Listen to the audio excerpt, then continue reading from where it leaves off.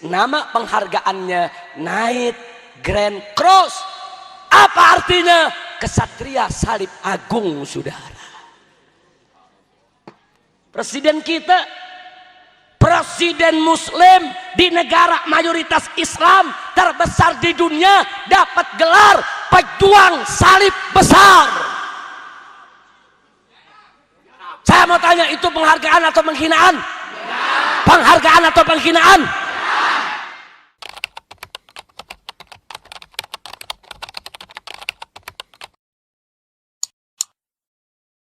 Pada kesempatan malam hari ini saya ingin kembali mengingatkan, pertama-tama untuk diri saya, dan yang berikutnya adalah untuk seluruh jamaah kaum muslimin dan muslimat rahimakumullah, bahwa kewajiban asasi kita sebagai manusia yang diciptakan oleh Allah Subhanahu wa ta'ala tidak lain dan tidak bukan adalah beribadah kepada Allah Subhanahu wa ta'ala sahaja.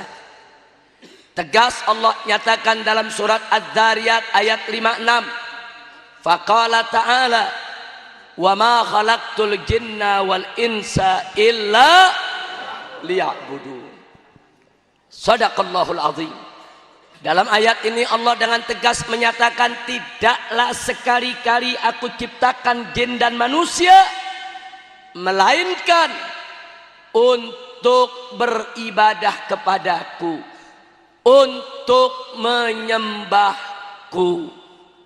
Artinya kita manusia tidak diciptakan oleh Allah kecuali untuk ibadah kepada Allah, untuk menyembah Allah saja, untuk patuh kepada Allah, taat kepada Allah, dengan menjalankan segala perintah Allah dan Rasulnya, serta meninggalkan segala larangannya, semata-mata hanya untuk mengharapkan ridho Allah.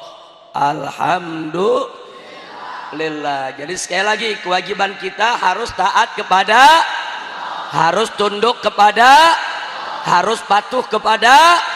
Jadi tidak boleh kita melanggar satupun perintah Allah Subhanahu wa ta'ala. Itu kewajiban asasi manusia.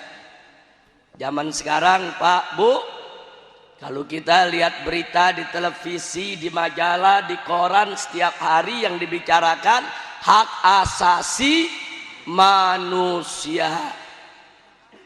Jarang sekali yang membahas soal kewajiban asasi manusia. Manusia yang tahu diri bicara kewajiban dulu baru bicara hak. Jangan bicara hak dulu baru bicara kewajiban. Anda kerja di pabrik, saudara. Nah, kerja dulu, habis bulan dapat gaji, betul? Jalanin dulu itu kewajiban, baru nerima hak. Kira-kira jelas tidak? Jelas tidak? Jadi sebelum kita bicara hak asasi manusia, wajib kita tegaskan terlebih dahulu bahwa kita sebagai manusia punya kewajiban yang tidak boleh kita langgar. Apa kewajiban kita?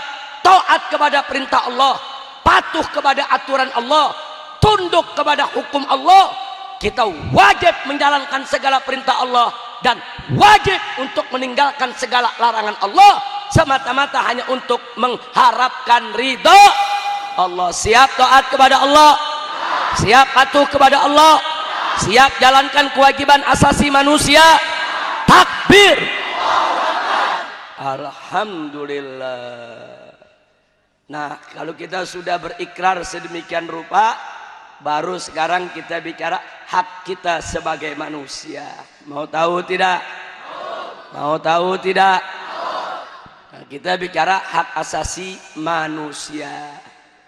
Apa sih hak asasi manusia menurut Islam? Perhatikan baik-baik semuanya. Hak asasi manusia menurut Islam ialah hak yang melekat pada setiap manusia sejak lahir sebagai karunia Allah Subhanahu wa ta'ala. Setiap manusia yang lahir, Allah berikan dia hak. Apa yang diberikan oleh Allah, itu hak asasinya. Apa yang tidak diberikan oleh Allah, maka itu tidak menjadi hak asasinya, saudara. Setiap manusia yang lahir, Allah berikan dia hak untuk makan dan minum. Tidak boleh ada pihak manapun yang melarang manusia untuk makan dan minum. Tapi hak itu dibatasi oleh Allah. Hanya boleh makan dan minum yang halal saja. Tidak boleh makan dan minum yang haram, saudara. Sehingga makan dan minum yang halal adalah hak asasi manusia. Kenapa? Karena diberikan oleh Allah hak tersebut kepada manusia. Sedangkan makan dan minum yang haram bukan hak asasi manusia. Kenapa? Karena Allah tidak berikan izin kepada manusia yang manapun untuk makan dan minum yang haram, saudara. Kira-kira jelas tidak? Jelas tidak? Jelas tidak? Jadi sekarang saya mau tanya, makan dan minum yang halal itu adalah hak asasi manusia. Disingkat HAM. Apa disingkat? HAM. Jadi makan minum yang halal HAM bukan? HAM bukan? Makan minum yang haram HAM bukan? Makan minum yang haram HAM bukan? Makan babi HAM bukan? Makan tikus HAM bukan? Makan ular HAM bukan? Minum minuman keras HAM bukan? Mengkonsumsi narkoba HAM bukan? Intinya makan minum yang halal itu hak asasi manusia. Tapi makan minum yang haram bukan hak asasi manusia, saudara. Kira-kira jelas tidak? Jelas tidak? Alhamdulillah. Jadi supaya Anda jangan dikadalin melulu. Sebab di Indonesia ini, saudara, di Indonesia mulai dari orang awam sampai presiden banyak yang nggak paham hak asasi manusia. Saya bisa buktikan. Presiden kita bangga di TV, saudara. Coba lihat Indonesia, kita sangat menghargai hak asasi manusia. Buktinya Ahmadiyah tidak kita larang. Pala lu bomenyan. Masa jadi orang sesat hak asasi manusia? Saya mau tanya, kesesatan itu halal atau haram? Halal atau haram? Yang haram itu HAM bukan? Kok presiden jadi goblok macam ini? Ini dia. Makanya sengaja malam ini saya mau bicara hak asasi manusia. Saudara, biarkan presiden yang goblok, asal jangan orang kampung Jawa yang goblok. Takbir. Umat Islam nggak boleh jadi orang goblok, betul? Orang kampung Jawa mesti jadi orang pintar, betul? Takbir. Iya, jangan presiden goblok lu ikut goblok. Jangan. Makanya nih malam kita belajar pintar. Kita mesti tahu hak asasi manusia itu apa. Siap belajar? Ya. Ini pelajarannya susah, nggak apa-apa. Panjang sampai subuh, boleh? Lu sampai subuh, gua pulang. Masya Allah. Baik, lanjut. Lanjut. Jadi makan minum yang halal HAM bukan? Makan minum yang halal HAM bukan? Makan minum yang haram HAM bukan? Bukan, saudara. Setiap manusia yang lahir di atas muka bumi diberikan oleh Allah hak untuk memenuhi kebutuhan biologisnya. Begitu dia dewasa, Allah berikan dia hak untuk menyalurkan nafsu seksnya, saudara. Hak tidak boleh ada yang menghalangi manusia manapun untuk menyalurkan nafsu seksnya, saudara. Tapi Islam memberikan batasan. Nafsu seks itu hanya boleh disalurkan melalui dua saluran, saudara. Saluran yang pertama adalah an-nikah, saluran pernikahan. Sedangkan yang kedua, saluran ma malakat aimanuhum, saluran hamba sahayaan, saluran perbudakan yang saat ini sudah tidak ada, saudara. Jadi malam ini hanya satu saluran saja yang kita bicara, yaitu pernikahan. Jadi setiap manusia berhak untuk menyalurkan nafsu seksnya melalui jalur pernikahan, sehingga nikah itu adalah hak asasi manusia. Allah tidak izinkan untuk menyalurkan nafsu seks melalui jalan yang haram. Allah tidak izinkan, saudara, melalui perzinahan. Tidak boleh, sehingga zina itu bukan hak asasi manusia. Jelas tidak? Jelas tidak? Bahkan di dalam pernikahan saja ada aturan, saudara. Tidak boleh suami menggauli istrinya yang sedang haid menstruasi. Tidak boleh suami menggauli istrinya yang sedang nifas setelah melahirkan, saudara. Tidak boleh seorang suami menggauli istrinya, saudara, dengan cara sodomi, menggauli duburnya, haram. Artinya sodomi bukan hak asasi manusia. Menggauli istri, saudara, saat dia haid, saat dia nifas, bukan hak asasi manusia. Kesimpulannya, pernikahan, menyalurkan nafsu seks lewat pernikahan dengan cara yang halal, itulah yang disebut hak asasi manusia. Di luar itu bukan hak asasi manusia, saudara. Jelas tidak? Saya mau tanya, nikah haram atau halal? Haram atau halal? Kalau begitu nikah itu ham bukan? Ham bukan? Ham bukan? Baik, kalau begitu zina ham bukan? Sodomi ham bukan? Lesbi ham bukan? Homoseks ham bukan? Bencong ham bukan? Iya, kenapa saya tekankan begitu? Karena di Indonesia begitu. Orang kawin melaki nggak apa-apa, hak asasi manusia. Pala lu bomenyan. Laki kawin laki itu bukan hak asasi manusia, hak asasi monyet. Monyet aja nggak mau. Monyet laki kawin melaki ogah, betul? Betul? Monyet ogah, monyet ogah. Ada manusia mau, berarti itu manusia lebih bejat dari, lebih bejat dari. Mau jadi monyet? Alhamdulillah.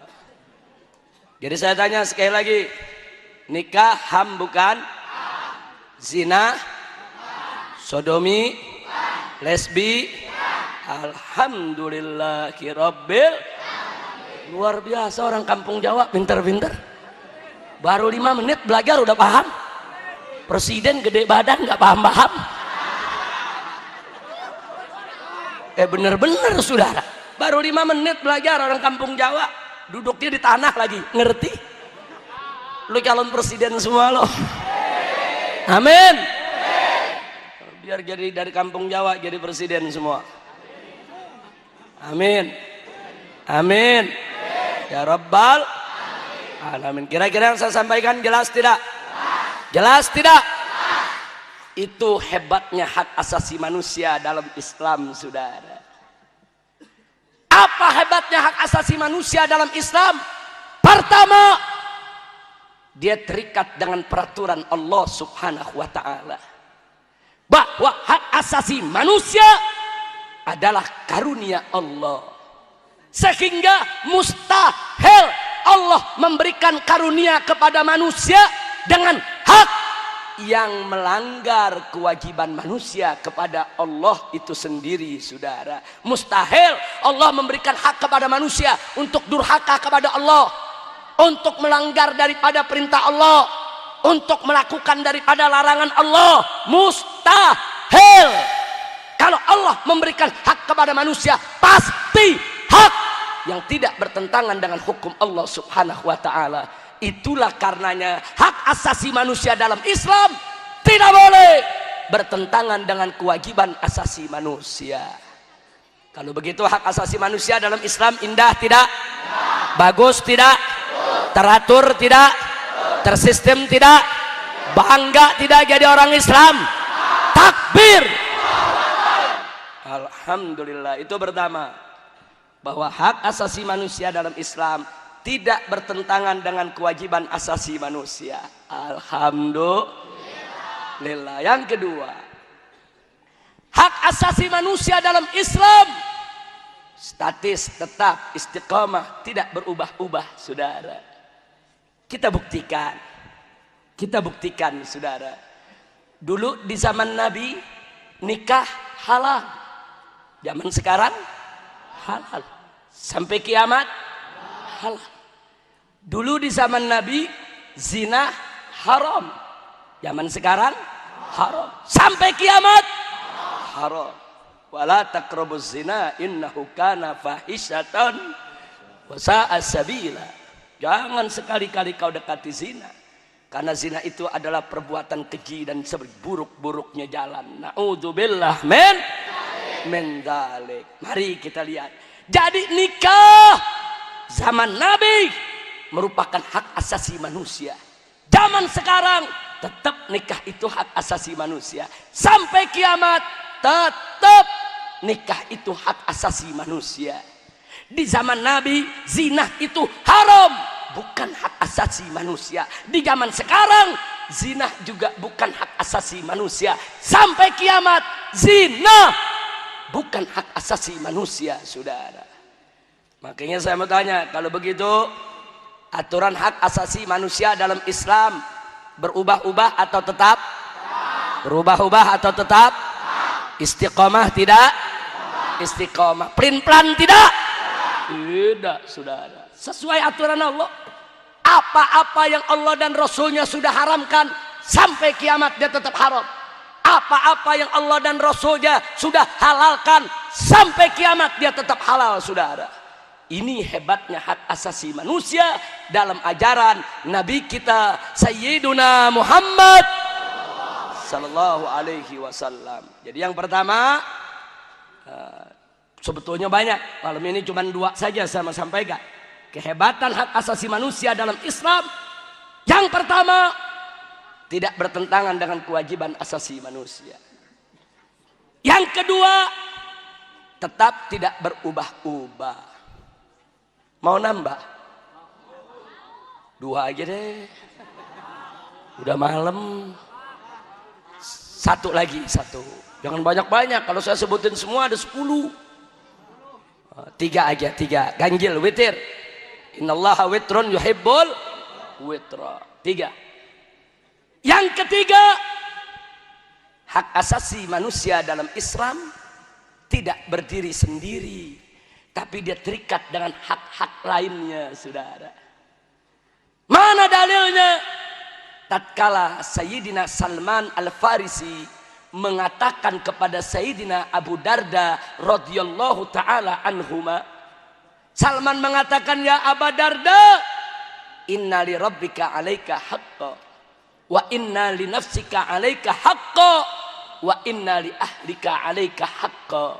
Hei Abu Darda, kata Sayyidina Salman, sesungguhnya untuk Tuhanmu atas dirimu ada hak, dan sesungguhnya untuk dirimu sendiri atas dirimu juga ada hak, dan sesungguhnya untuk keluargamu atas dirimu juga punya hak.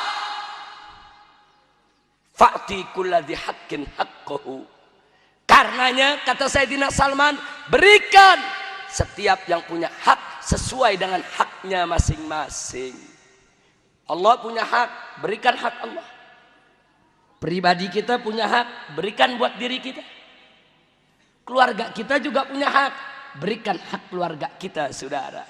Luar biasa. Islam adil tidak? Indah tidak? Takbir. Coba lihat, hak asasi manusia dalam Islam tidak berdiri sendiri, saudara. Kita punya hak pribadi, tapi jangan lupa di sana ada hak Allah dan di sana ada hak orang lain. Hak orang lain hak siapa saja.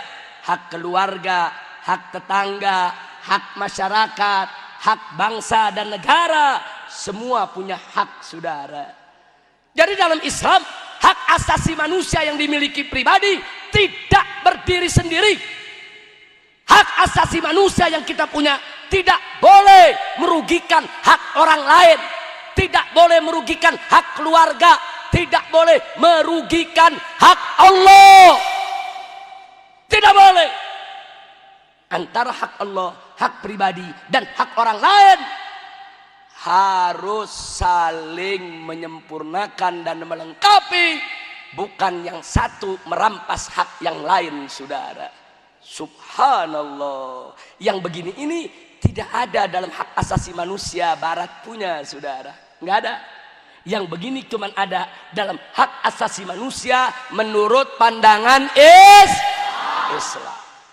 Maka itu hak Allah, hak pribadi, hak orang lain harus seiring sejalan, harus diberikan masing-masing.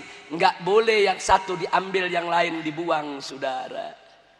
Dengan demikian saya tanya kesimpulannya, hak asasi manusia dalam Islam indah tidak? Lengkap tidak? Adil tidak? Bagus tidak? Mulia tidak? Suci tidak? Siap tegakkan HAM Islam?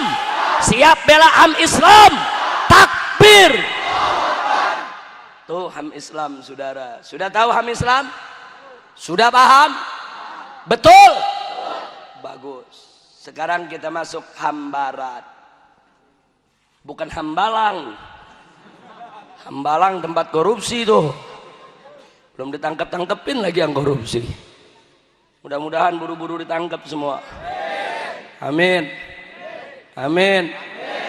Apalagi menteri yang kumisnya tebal. Iya, jangan-jangan korupsinya gede kali itu.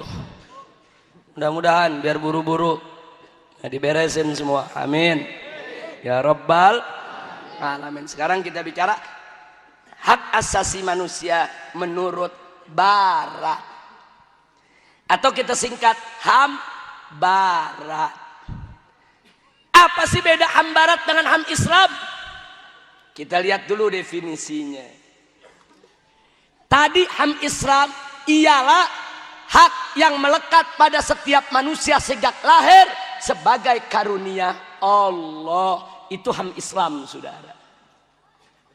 Tapi HAM Barat ialah, menurut Barat, hak asasi manusia ialah hak yang melekat kepada setiap manusia sejak lahir secara alami.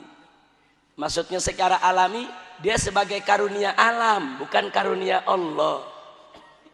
Kalau menurut Islam, yang memberikan karunia alam atau Allah? Yang memberikan karunia alam atau Allah? Jadi kalau menurut Islam itu karunia Allah, bukan karunia alam. Tapi kalau menurut Barat itu karunia alam secara alami, nggak ada kaitan dengan agama, tidak ada kaitan dengan Tuhan menurut mereka. Setiap manusia yang lahir, apapun agama dan sukunya, maka dia langsung mendapatkan hak secara alami. Sehingga setiap manusia yang lahir, dia punya hak makan, dia punya hak minum sesuai dengan keinginannya, bukan sesuai dengan keinginan Allah. Kalau dalam Islam, setiap manusia yang lahir, dia punya hak makan dan minum sesuai dengan keinginan Allah, sesuai dengan aturan Allah, sesuai dengan hukum Allah. Nggak boleh dia makan yang haram. Tapi kalau HAM Barat, setiap manusia yang lahir, dia boleh makan dan minum apa saja sesuai dengan keinginan pribadinya. Berarti dia boleh makan minum yang halal dan dia juga boleh makan minum yang haram. Itu adalah hak asasi manusia. Jadi menurut HAM Barat, makan yang halal adalah HAM. Makan minum yang haram itu juga HAM. Saya mau tanya, kalau begitu HAM Barat dengan HAM Islam sama atau beda? Sama atau beda? Sama atau beda? Beda, saudara. Jangan disama-samain dulu. Dalam hambarat, setiap manusia yang lahir ke atas muka bumi punya hak untuk dipenuhi kebutuhan biologisnya. Begitu dia dewasa, dia punya hak untuk menyalurkan nafsu saja sesuai dengan keinginan dirinya, bukan dengan sesuai dengan keinginan Allah. Kalau dalam Islam, setiap manusia punya hak untuk menyalurkan nafsu saja sesuai dengan keinginan Allah, sesuai dengan aturan Allah, sesuai dengan hukum Allah. Tidak boleh melanggar aturan Allah. Betul? Tapi hambarat punya pendapat setiap manusia yang lahir dia berhak untuk menyalurkan nafsu saja sesuai dengan keinginan pribadinya, bukan keinginan Tuhan. Dia mau nikah, hak dia. Dia mau zina, itu juga hak dia.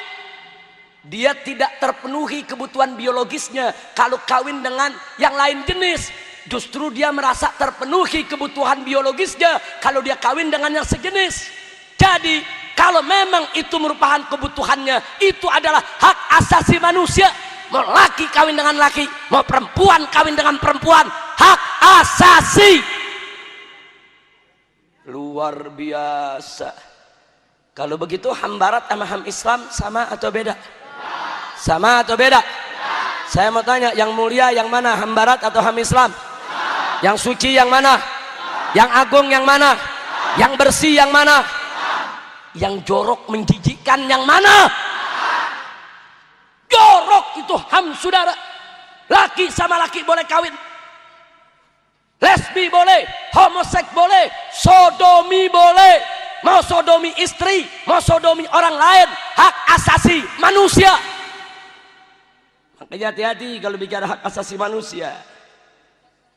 Kalau ada orang bicara hak asasi manusia, tanya, menurut ente hak asasi manusia yang anda bicarakan itu apa?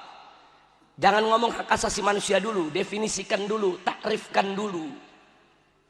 Para ulama, para fuqaha itu sebelum bicara hukum dalam kitab, mereka selalu bicara definisi dulu. Anda boleh buka buku fikih, saudara. Sebelum bicara toharo, maka dibicarakan apa itu toharo, ma makna toharo, lughatan, wastilahan, wasyar'an, wa urfan, apa sih maksudnya? Sebelum bicara hukum sholat, yang dibicarakan ma makna sholat, apa itu sholat, apa maknanya secara bahasa, apa maknanya secara syariat. Setelah definisinya jelas, baru bicara hukum, saudara. Hak asasi manusia begitu juga. Jangan bicara dulu tentang hukum hak asasi manusia sebelum kita beresin di definisinya dulu, saudara. Makanya Islam itu jelas, hak asasi manusia adalah hak yang melekat pada setiap manusia sejak lahir sebagai karunia Allah, sehingga mustahil bertentangan dengan kewajiban asasi manusia. Tapi ham barat ialah hak yang melekat pada setiap manusia sejak lahir secara alami sebagai karunia alam, bukan karunia Allah, sehingga dia boleh gunakan itu hak sesuka hatinya tanpa aturan Allah subhanahu wa ta'ala. Kalau begitu ham barat, saya mau tanya semua, ham barat berbahaya tidak? Berbahaya tidak? Sesuai dengan ajaran Islam tidak? Kalau begitu boleh kita pakai tidak? Siap hancurkan ham barat, siap tinggalkan ham barat, siap tegakkan ham Islam. Takbir. Sampai di sini jelas tidak? Paham semua? Yang udah paham boleh pulang. Kan udah paham loh. Paham belum? Belum, bego loh. Aing bledok sih ya. Habib udah berkeringat teriak-teriak nggak paham-paham. Kunaon iya. Masya Allah. Tapi mudah-mudahan semua paham. Amin. Nah, itu yang ngomong nggak paham barusan takut disuruh pulang.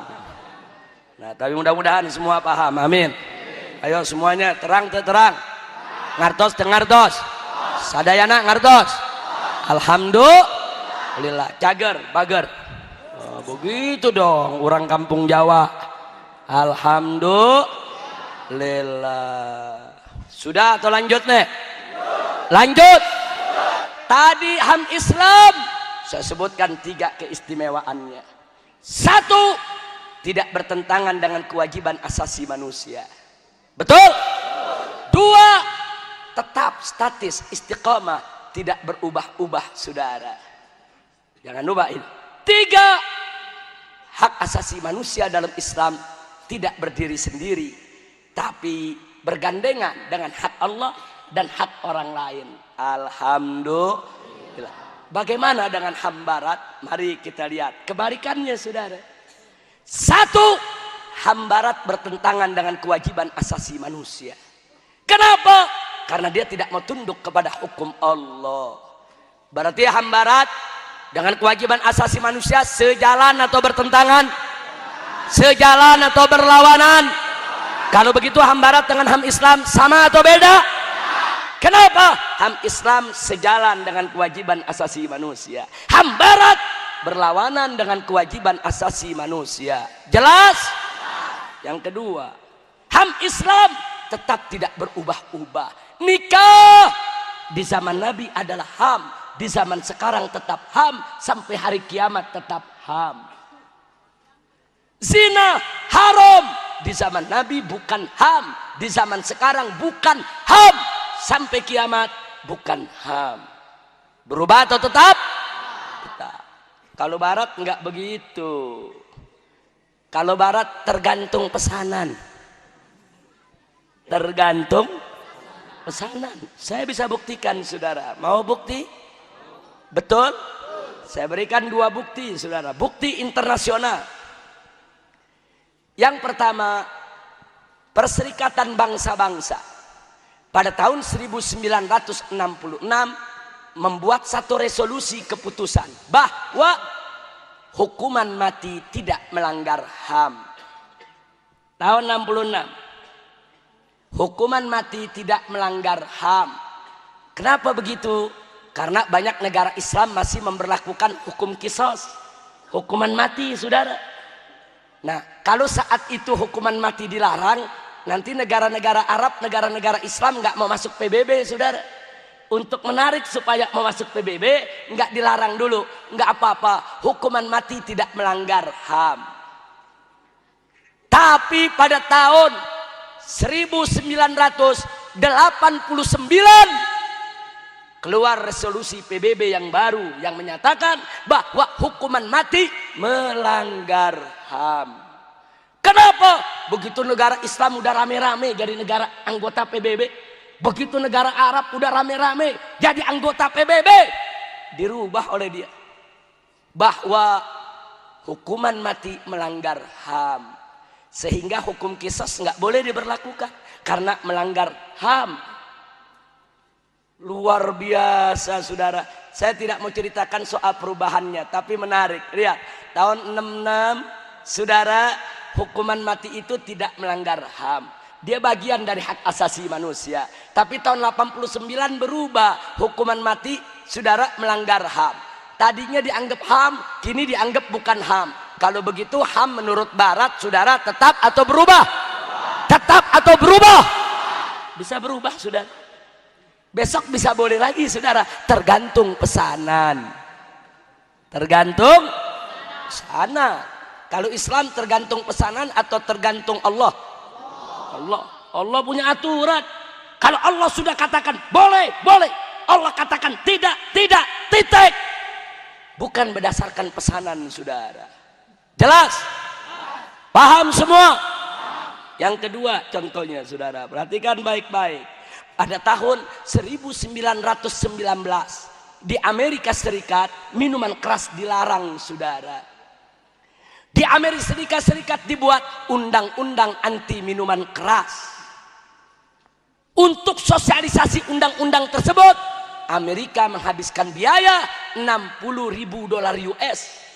Untuk pelaksanaannya biaya tidak kurang senilai 74 miliar. Saudara, enggak sampai di situ. Bahkan pemerintah Amerika Serikat mencetak 250 juta selebaran, dibagi-bagi ke penduduk Amerika, disebar di pasar, di terminal, di stasiun, ditempel di pabrik-pabrik, di kantor-kantor, di sekolah-sekolah. Di sana ditulis bahwa minuman keras adalah kriminal, kejahatan, pidana, bukan hak asasi manusia. Tidak boleh ada yang menenggak minuman keras, apalagi memproduksinya. Itu tahun 1919. Tapi ternyata apa yang terjadi setelah itu? Polisi, tentara turun kerja. Tapi penduduk Amerika sudah kegandrungan minuman keras, saudara. Mereka tolak peraturan pemerintah, mereka lawan. Ketika itu, saudara, mereka yang punya pabrik minuman keras seperti orang punya pabrik narkoba di zaman sekarang, saudara. Jadi musuh polisi, musuh tentara, musuh negara dikejar. Tapi belakangan orang-orang berduit yang punya pabrik minuman keras di Amerika Serikat membeli orang-orang politik, saudara. Membeli orang-orang liberal. Supaya apa? Supaya undang-undang itu dicabut. Mereka punya duit. Mereka bisa beli jenderal. Mereka bisa beli undang-undang, saudara. Akhirnya di tahun 1933, saudara, undang-undang tersebut dicabut oleh Amerika Serikat. Dari 1919 sampai 1933, 14 tahun, saudara. Selama 14 tahun, 300 orang produsen minuman keras dihukum mati di Amerika Serikat. Gara-gara miras, 300 orang dihukum mati, saudara. Dan lebih dari 500.000 rakyat di penjara gara-gara minuman keras, saudara. Luar biasa. Saya tanya, kalau begitu saat itu hukum tentang minuman keras di Amerika Serikat keras tidak? Tegas tidak? Berarti ketika itu di Amerika Serikat minuman keras itu HAM bukan? Bukan. HAM bukan? Bukan, saudara. Bukan HAM, tapi minuman keras adalah kejahatan, kriminal, pidana. Dihukum mati yang memproduksi minuman keras, saudara. Jadi tahun 1919 minuman keras di Amerika Serikat adalah bukan hak asasi manusia. Bukan hak asasi manusia. Di zaman sekarang minuman keras di Amerika Serikat bebas tidak? Bahkan dianggap sebagai hak asasi manusia. Nggak sampai di situ, bahkan dianggap sebagai gaya hidup modern. Kalau nggak minum dianggap nggak modern, saudara. Kalau sudah minum minuman keras baru disebut modern, saudara. Luar biasa. Kira-kira jelas tidak? Jelas tidak? Jadi kesimpulannya, dulu di Amerika Serikat minuman keras itu bukan HAM, tapi sekarang minuman keras menjadi HAM, saudara. Kalau begitu di Amerika Serikat HAM itu tetap atau berubah-ubah? Tetap atau berubah-ubah? Kalau begitu HAM menurut Amerika dengan HAM menurut Islam sama atau beda? Kita pilih mana, Amerika atau Islam? Amerika atau Islam? Takbir! Jadi supaya Anda tahu, PBB, Amerika Serikat, semua negara barat, HAM itu bisa berubah-ubah. HAM itu bisa dibeli. Minuman keras dulu di Amerika bukan HAM. Yang punya pabrik minuman keras marah, dibeli politisi, dibeli Kongres, saudara. Nah setelah dibeli, duitnya disebar, berubah jadi HAM, saudara. Nah sekarang saya mau tanya, berarti HAM barat bisa dibeli gak? Bisa dijual gak? Kalau HAM Islam bisa dibeli gak? Bisa dijual gak? Gak bisa, saudara. Kalau begitu mana yang indah, barat atau Islam? Mana yang mulia? Mana yang suci? Mana yang agung? Mana yang bersih? Mana yang bagus? Bangga tidak jadi orang Islam? Takbir! Alhamdulillah. Itu yang kedua, saudara. Jadi supaya Anda lihat, pertama, HAM Islam tidak bertentangan dengan kewajiban asasi manusia. HAM barat bertentangan dengan kewajiban asasi manusia. Yang kedua, HAM Islam istiqomah, tetap statis, tidak berubah-ubah. Kalau dulu HAM, sekarang HAM, sampai kiamat HAM. Tapi HAM barat berubah-ubah. Ini hari HAM, besok bukan HAM, lusa bisa jadi HAM lagi. Kenapa? Karena bisa dijual, bisa dibeli. Kira-kira jelas tidak? Jelas tidak? Yang ketiga, HAM Islam, saudara tidak berdiri sendiri, harus memperhatikan hak Allah dan hak orang lain. Tapi kalau HAM Barat ada memperhatikan hak Allah? Ada memperhatikan hak Allah? Ada memperhatikan hak orang lain? Tidak. Buktinya, orang mau sesat merusak agama orang nggak apa-apa, itu hak asasi manusia. Ada orang bikin film menghina Nabi, nggak apa-apa, itu hak asasi manusia. Umat Islam nggak boleh marah. Kalau umat Islam mau bikin film yang muji Nabi, bikin saja sendiri. Kalau bisa, biar saja orang lain bikin film mencaci maki Nabi. Kurang ajar tidak? Kurang ajar tidak? Berarti HAM Barat menghargai HAM orang lain tidak? Menghargai hak Allah tidak? Kalau begitu, mana yang bagus, HAM Barat atau HAM Islam? Mana yang indah? Mana yang mulia? Mana yang suci? Takbir. Alhamdulillah. Sampai di sini jelas tidak? Nah, sekarang saya mau tanya. Presiden SBY mengatakan Ahmadiyah nggak usah dibubarkan. Itu hak asasi manusia. Pertanyaan saya, berarti Presiden SBY ikut HAM Islam atau HAM Barat? Ikut HAM Islam atau HAM Barat? Pantas. Seminggu yang lalu Presiden SBY mendapat penghargaan dari Ratu Inggris. Nama penghargaannya Knight Grand Cross. Apa artinya? Kesatria salib agung, saudara. Presiden kita, presiden muslim di negara mayoritas Islam terbesar di dunia, dapat gelar pejuang salib besar. Saya mau tanya, itu penghargaan atau penghinaan? Penghargaan atau penghinaan? SBY bangga datang ke Inggris, senyum terima penghargaan. Saya mau tanya sama orang kampung Jawa, Anda mendapat penghargaan dari Amerika Serikat sebagai pejuang salib, mau tidak? Mau tidak? Anda dapat penghargaan dari Perserikatan Bangsa-Bangsa sebagai pembela gereja, mau tidak? Mau tidak? Anda mendapat penghargaan dari Ratu Inggris sebagai kesatria salib, mau tidak? Mau tidak? Orang kampung Jawa ngerti nggak mau? SBY girang. Ini dia nih, saudara. Dasar ngodol. Ya dia nih, kalau orang Sunda bilang yang begini hardolin. Dahar ngodol ulin-ulin. Apa namanya? Apa namanya? Apa tuh hardolin? Dahar ngodol. Iya, nggak mikir. Orang kalau dahar ngodol ulin, dahar ngodol ulin, nggak mikir begini. Dijadiin kesatria salib agung, bangga. Gedong gede dongo. Enggak, saya mau tanya sama orang kampung Jawa, Anda diberi penghargaan terbang ke Amerika Serikat, langsung Presiden Amerika Serikat yang kasih menjadi gelar pejuang salib, mau tidak? Mau tidak?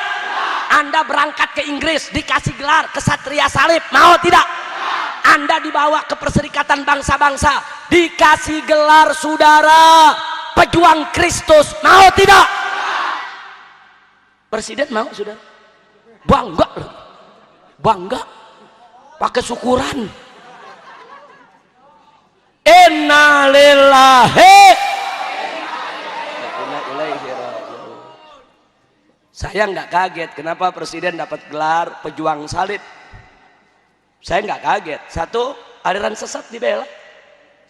Ahmadiyah dilindungi karena Ahmadiyah itu dibela Inggris. Inggris senang dikasih, oh ini pejuang salib bagus ini.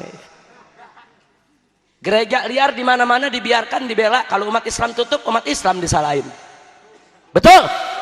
Betul? Lihat persoalan gereja Yasmin, saudara. Yang disalahin siapa? Saya mau tanya, umat Islam bukan? Siapa yang disalahkan? Siapa yang disalahkan? Sebetulnya yang salah Islam atau Kristen? Tapi begitu, SBY terima rombongan dari gereja Yasmin. Giliran kiai dari Bogor mau ketemu, dia nggak mau. Unyil. Pantes aja lu jadi kesatria salib. Saya tidak fitnah, fakta. Dapat penghargaan. Itu bagi kita bukan penghargaan, itu penghinaan bagi bangsa Indonesia yang mayoritas adalah umat Islam. Betul? Sebetulnya itu mau diterima atau ditolak mestinya? Diterima atau ditolak? Apa Anda ridho presiden Anda menjadi pejuang salib? Apa Anda ridho presiden Anda disebut kesatria salib? Apa Anda ridho presiden Anda disebut pejuang Kristus? Tidak, sudah. Makanya suruh SBY pulangin untuk penghargaan, pulangin goblok, pulangin. Kira-kira jelas tidak? Jelas tidak? Nah, berarti kesimpulannya kalau begitu SBY ikut HAM Islam atau HAM Barat? HAM Barat. Kalau ikut HAM Islam nggak begitu. Ahmadiyah boleh ada nggak? Nggak boleh. Aliran sesat nggak boleh ada kalau pakai HAM Islam, saudara. Karena itu bertentangan dengan ajaran agama. Penodaan agama apapun tidak boleh ada. Nah, makanya saya ajak kepada presiden, menteri, jenderal, tentara, polisi, ayo tegakkan HAM Islam. Nah, sekarang di Indonesia ada Komnas HAM, Komisi Nasional Hak Asasi Manusia. Komnas HAM apa kerjanya? Satu, bela mati-matian Ahmadiyah. Dua, bela mati-matian liberal. Tiga, jadi panitia kontes waria di Depok. Alasannya apa? Ya jadi bencong itu kan hak asasi manusia. Udah gitu yang keempat, saudara, Komnas HAM ini anti perda syariat. Buktinya Komnas HAM tulis surat ke Menteri Dalam Negeri, mengatakan kepada Menteri Dalam Negeri bahwa perda-perda yang melarang minuman keras di daerah itu diskriminatif, karena tidak semua agama melarang daripada minuman keras, dan itu melanggar hak asasi manusia. Jadi menurut Komnas HAM, minuman keras itu hak asasi manusia, jadi nggak boleh dilarang. Jadi kalau Pak Menteri biarkan perda-perda itu, Pak Menteri melanggar HAM. Menterinya ketakutan, saudara, bikin surat langsung dikirim ke gubernur, ke bupati, ke wali kota, supaya perda-perda anti minuman keras dicabut semua, saudara. Berarti kalau begitu saya mau tanya, Komnas HAM itu ikut HAM Islam atau HAM Barat? HAM Islam atau HAM Barat? Menteri Dalam Negeri itu ikut HAM Islam atau HAM Barat? Presiden ikut HAM Islam atau HAM Barat? Berarti yang ikut HAM Barat itu berdosa tidak? Mau ikut HAM Barat? Anda pilih HAM Barat atau HAM Islam? HAM Barat atau HAM Islam?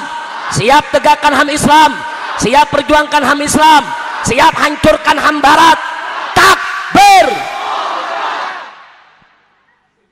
Jadi biar Anda tahu, saudara, jadi kalau di TV ada pejabat-pejabat ngomong, mari kita tegakkan HAM, mari kita tegak HAM, maksudnya HAM Barat. Jangan kalau kita nggak ngerti main ikut-ikutan, hidup HAM, ditanya HAM apaan, nggak tahu. Makanya kalau ada pejabat mau ngomong HAM, dudukin dulu, yang Anda maksud HAM itu apa? Kalau dia katakan hak asasi manusia itu adalah hak yang melekat pada setiap manusia sejak lahir secara alami, berarti dia ikut HAM Barat, saudara. Kalau dia katakan hak asasi manusia ialah hak yang melekat pada setiap manusia sejak lahir sebagai karunia Allah, berarti dia ikut HAM Islam, saudara. Kalau ditanya hak asasi manusia itu apa, dia nggak bisa jawab, berarti goblok, saudara. Ngomong nggak dipikirin, kira-kira jelas tidak? Jelas tidak? Jadi orang kampung Jawa sekarang paham HAM tidak? Ngerti HAM? Jadi HAM itu karunia alam atau karunia Allah? Hak asasi manusia itu karunia alam atau karunia Allah? Apakah hak asasi manusia boleh bertentangan dengan kewajiban asasi manusia? Boleh tidak? Apa hak asasi manusia boleh diperjualbelikan? Apa hak asasi manusia boleh diubah-ubah? Tidak, hak asasi manusia menurut Islam adalah hak asasi manusia yang sebenarnya. Sedangkan hak asasi manusia menurut Barat itu bukan hak asasi manusia, itu hak asasi monyet. Betul? Perserikatan bangsa-bangsa ikut HAM Islam atau HAM Barat? HAM Islam atau HAM Barat? Maka itu namanya perserikatan bangsat-bangsat. Jangan mau umat Islam ikut-ikutan bangsat. Mau ikut bangsat? Mau ikut bangsat? Nah karena itu saya mau tanya sekali lagi semua, siap tegakkan HAM Islam? Betul? Takbir! Nah selanjutnya saya punya amanah. Saya minta kepada anak-anak muda nih kampung Jawa nih, dari Megamendung, dari Cipayung, dari mana-mana, kalau nanti Anda sudah lulus SMA atau sudah lulus S1, S2, saya minta ayo rame-rame kita rebut Komnas HAM. Maksud saya, Anda daftar ke Komnas HAM untuk menjadi anggota pengurus Komnas HAM dan menjadi pemimpin Komnas HAM. Kenapa? Sebab Komnas HAM sekarang dikuasai liberal. Sehingga mereka bikin laporan ke PBB menjelekkan kita semua, saudara. Mereka bikin laporan Komnas HAM ke PBB, ke Amerika, tentang gereja Yasmin, tentang HKBP gerejanya di Ciketing, Bekasi. Apa mereka bilang? Di Bekasi dan di Bogor terjadi intoleransi. Umat Islam di Bogor dan umat Islam di Bekasi tidak menghargai pemeluk agama lain, menghalang-halangi umat agama lain untuk beribadah. Karenanya Komnas HAM minta kepada PBB untuk menegur Presiden Indonesia agar intoleransi agama itu bisa dibenahi. Saya mau tanya, laporannya kurang ajar tidak? Kurang ajar tidak? Coba bayangkan kalau ketua Komnas HAM Kiai Khotot. Kiai Khotot kita angkat jadi ketua Komnas HAM. Amin. Amin. Kira-kira laporannya kayak tadi gak? Enggak. Kiai Khotot bikin laporan kepada PBB, begitu kan? Di Bekasi ada rumah tinggal tanpa izin dijadikan sebagai tempat ibadah liar. Masyarakat marah karena mengganggu keamanan dan ketertiban. Lapor wali kota, ditutup oleh wali kota, sehingga itu merupakan persoalan hukum, bukan persoalan agama. Bagus gak? Bagus gak? Kenapa bagus? Ketuanya Kiai Khotot. Ini ketuanya yang pimpinan di sana banyak liberal, saudara. Akibatnya apa? Ya itu tadi, laporan seenaknya, saudara. Kalau Kiai Khotot jadi ketua Komnas HAM, cerita soal gereja Yasmin, pasti nggak menyalahkan umat Islam, saudara. Kenapa? Karena memang faktanya umat Islam tidak salah. Betul? Betul? Maka itu saya mau tanya, siap rebut Komnas HAM tidak? Siap tidak? Oh ada yang nanya, Habib, apa kira-kira kalau kita daftar diterima? Saudara, 2 tahun lalu ada 2 bencong ikut isi formulir pendaftaran. Bencong, tahu bencong? Tahu bencong? Apa? Ya bencong. Banci, saudara, daftar, ambil formulir, masukkan syarat-syarat, daftar, ikut tes. Bahkan tahun ini sebulan yang lalu seorang tokoh homoseks nasional ikut daftar, bahkan ikut fit and proper test di DPR RI, saudara. Kalau homoseks bisa daftar, kalau bencong-bencong bisa daftar, kenapa santri-santri tidak bisa daftar? Kenapa laskar-laskar tidak bisa daftar? Kenapa pejuang-pejuang Islam tidak bisa daftar? Betul? Siap daftar jadi anggota Komnas HAM? Siap rebut Komnas HAM? Takbir! Kalau umat Islam yang kuasai Komnas HAM, paradigma HAM-nya kita rubah, saudara. Kalau sekarang paradigma HAM Barat, hapus, rubah ganti dengan HAM Islam. Siap tidak? Siap tidak? Takbir! Ada yang nanya, Habib, kenapa Habib sendiri nggak daftar? Saya belum daftar aja udah ditolak. Loh kok ditolak? Nah tiap hari gebugin Komnas HAM, sampai lindung bebulu juga nggak diterima. Nah makanya kita cari yang belum terlalu dikenal, nggak dianggap ekstrim, nggak dianggap keras. Saudara, masuk, santri-santri masuk Komnas HAM, kuasai, rubah paradigmanya. Jadi besok-besok kalau ada peristiwa begitu, Anda bikin laporan ke PBB.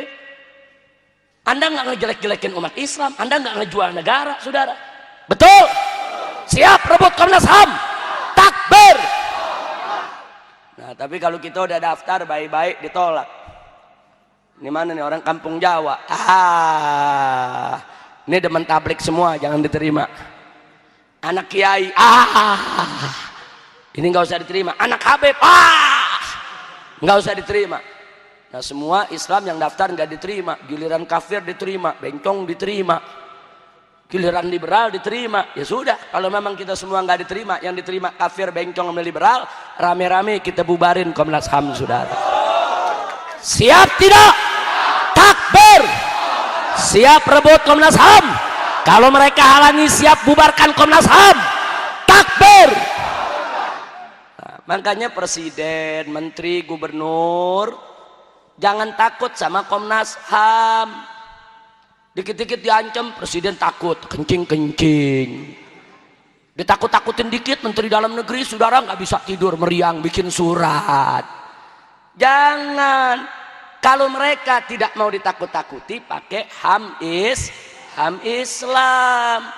Kalau pakai HAM Islam, saudara, jenderal aman, polisi aman, tentara aman, selama mereka menjalankan ajaran Islam. Nih sekarang nih, gara-gara pakai HAM Barat, saudara, apa Komnas HAM bilang?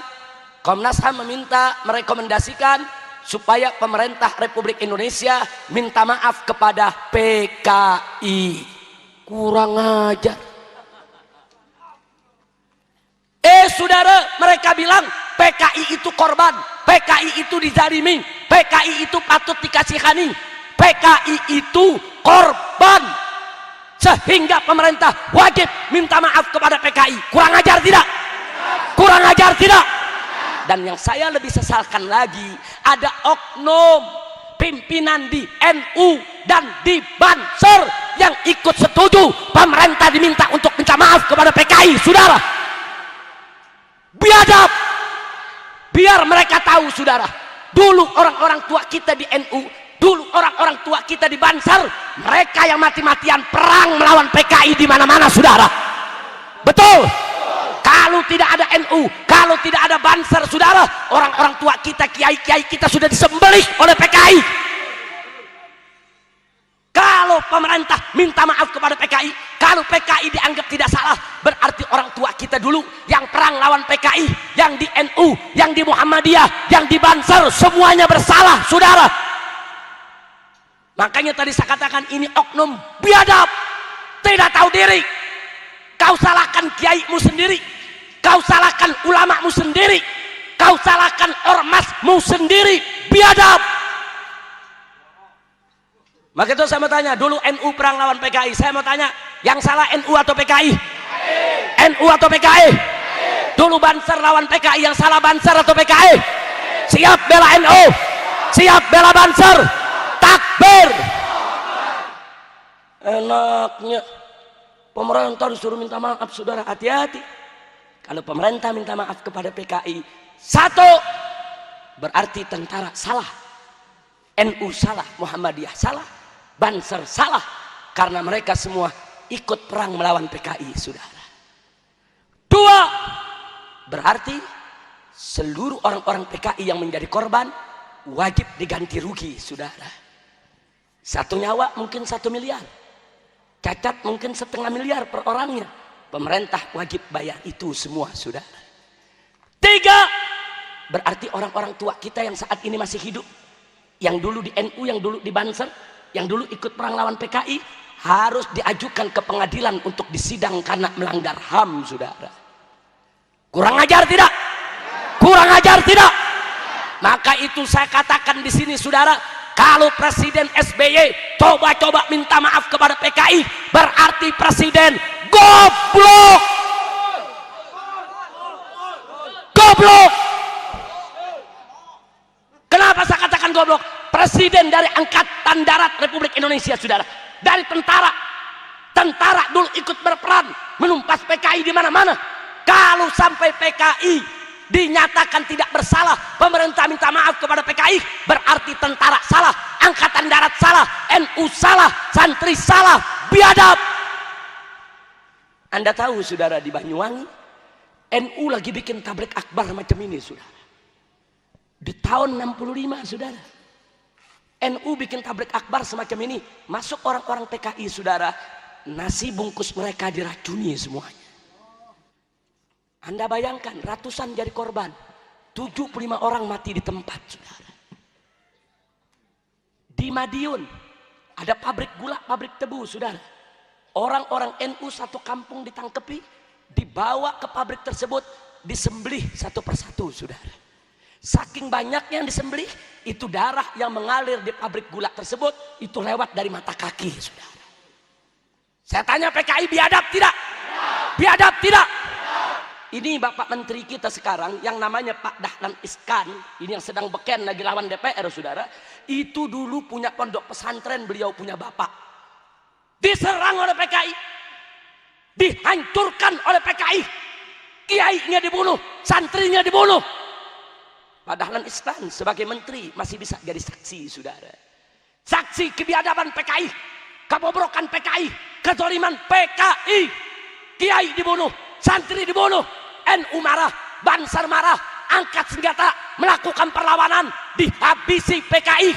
Berarti yang salah, saya mau tanya, NU atau PKI? Bansar atau PKI? Jadi kalau ada oknum pimpinan NU menyatakan minta maaf kepada PKI, khianat tidak? Khianat tidak? Kalau ada oknum pimpinan Bansar saat ini yang minta maaf kepada PKI, khianat tidak? Insya Allah. Saudara, andai kata FPI ketika itu sudah lahir, niscaya FPI yang ada di barisan terdepan untuk melawan semua PKI di mana saja berada, saudara. Baik, sekarang saatnya, saudara. Lalu sampai PKI itu dimaafkan, bahkan pemerintah minta maaf kepada PKI. Yang keempat, PKI boleh hidup kembali di Indonesia. Harus direhabilitasi, namanya diperbaiki. Berarti dia boleh punya partai lagi, boleh hidup lagi, boleh ikut pemilu lagi, saudara. Saya mau tanya semua orang kampung Jawa, saya mau tanya semua, siap tidak perang lawan PKI? Siap tidak perang lawan PKI? Laskar-laskar FPI siap tidak perang lawan PKI? Takbir! Makanya saya kasih tahu sama presiden, sama jenderal, jangan goblok pakai HAM Barat. Ini gara-gara lu pakai HAM Barat, akhirnya lu disalahin, goblok. Pakai HAM Islam. Kalau menurut HAM Islam, PKI khianat, bunuh ulama, bunuh kiai, bunuh santri. Menurut HAM Islam, udah boleh belum diperangi? Bahkan wajib diperangi, sudah. Nah, berarti kalau kita menurut HAM Islam, pemerintah lawan PKI, TNI lawan PKI, ulama lawan PKI, NU lawan PKI, Bansar lawan PKI, apa mereka semua salah? Yang salah mereka atau PKI? Mereka atau PKI? Jadi menurut HAM Islam, NU salah tidak? NU melawan PKI salah tidak? Bansar melawan PKI salah tidak? Tentara lawan PKI salah tidak? Negara lawan PKI salah tidak? Kalau begitu siap perang lawan PKI? Takbir! Kalau presiden sampai minta maaf kepada PKI, siap turunkan presiden? Siap revolusi di Indonesia? Takbir! Kita tidak butuh presiden yang takut dengan PKI, saudara. Takbir! Nah, ini yang saya mau sampaikan pada malam hari ini, saudara. Kira-kira yang saya sampaikan jelas tidak? Kira-kira malam ini ngerti hak asasi manusia tidak? Jadi saya tanya sekali lagi sebelum saya akhiri, hak asasi manusia dalam Islam sebagai karunia alam atau karunia Allah? Berubah-ubah atau tetap? Kalau begitu wajib tidak menghargai hak Allah? Wajib tidak menghargai hak orang lain? Berarti hak asasi manusia dalam Islam berdiri sendiri tidak? Tidak, saudara. Baik, kalau begitu saya mau tanya lagi kepada yang ada di sini, saudara. HAM Islam itu suci tidak? Mulia tidak? Agung tidak? Mana yang bersih, HAM Barat atau HAM Islam? HAM Barat bisa dijual beli tidak? HAM Islam bisa dijual beli tidak? Kalau begitu Anda pilih HAM Barat atau HAM Islam? Siap tegakkan HAM Islam? Siap berjuang untuk HAM Islam? Takbir! Salatullah salamullah ala taha rasulillah. Salatullah salamullah ala yasin habibillah. Semua duduk di tempat, jangan berdiri kecuali panitia. Semua duduk. Kita baca selawat rame-rame. Setuju? Nah, nanti sebelum selesai saya punya pesan yang saya mau sampaikan. Mau tahu pesannya? Betul? selawatan dulu semua. Salatullah salamullah ala toha rasulillah. Salatullah salamullah ala yasin habibillah. Semua salatullah salamullah ala toha rasulillah. Salatullah salamullah ala yasin habibillah. Tawassalna bismillah wa bil hadi rasulillah. Tawassalna bismillah wa bil hadi rasulillah. Wa kulli mujahidin lillah bi ahlil hadri ya Allah. Salatullah salamullah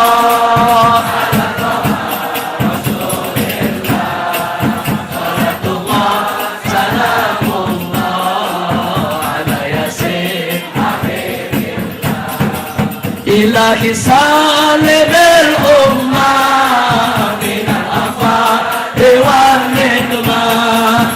Ilahi salimil ummah minal afati wan nikmah. Wa min hamdi wa min humma bi ahlil hadri ya Allah. Salatullah salamullah ala toha rasulillah.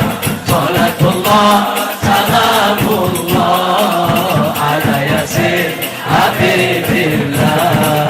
Ilahi fir wa akrimna binal maqalib minna. Ilahi fir wa akrimna binal maqalib minna. Wadfi masa'atin anna bi ahlil hadri ya Allah. Salatullah salamullah ala toha rasulillah. Salatullah salamullah ala yasin habibillah.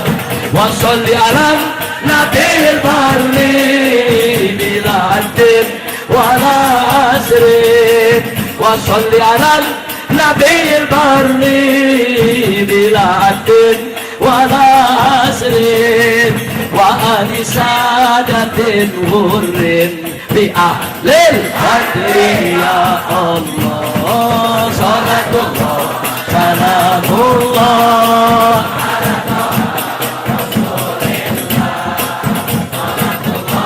salamullah ala yasin habibillah. Salatullah salamullah ya ghafarud dunub wa ya sattarul uyub wa ya mufarrijal kurub wa ya muqallibal qulub.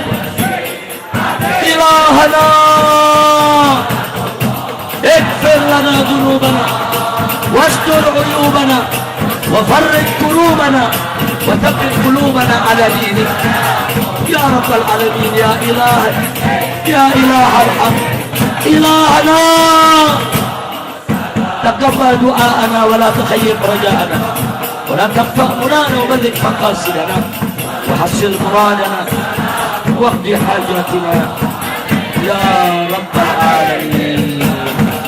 Salatullah salamullah ala toha rasulillah. Salatullah salamullah ala yasin habibillah. Ala yasin habibillah. Ala yasin habibillah. Sallu ala nabi. Allahumma salli wa sallim wa barik alaihi wa ala alihi wa ashabihi.